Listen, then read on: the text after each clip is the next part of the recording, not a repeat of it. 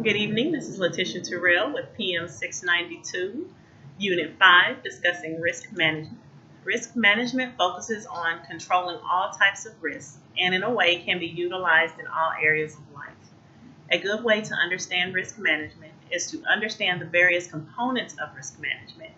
And one of those ways of understanding those components is to understand the verbiage and tools utilized in risk management.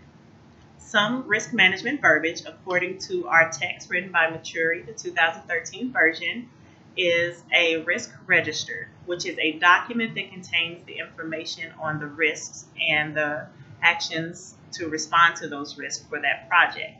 The reason why the risk register is important is because it serves as a historical use for future projects. Project risk control is a process of identifying, documenting, evaluating, and planning risk response.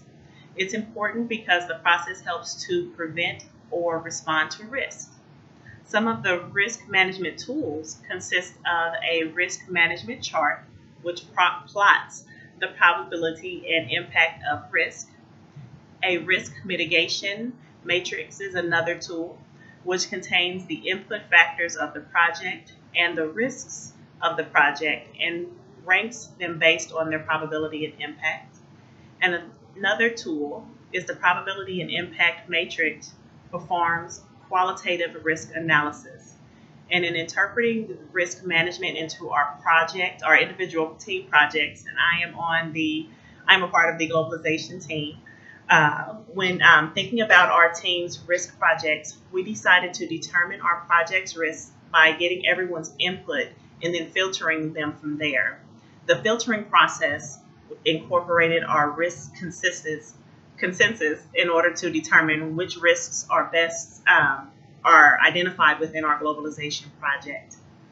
And some of the ways that project managers can reduce the subjectivity of probability and impact on projects is simply by utilizing the tools that they have at their disposal, such as the risk register, which is a historical document from previous projects, which can actually pinpoint the probability and impact from previous projects in order to help you understand your current projects.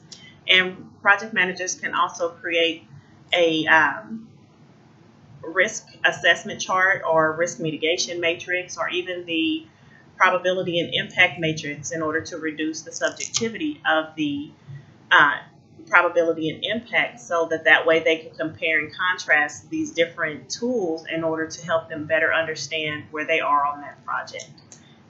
Again, this is Letitia Terrell. Thank you for your time and have a good day.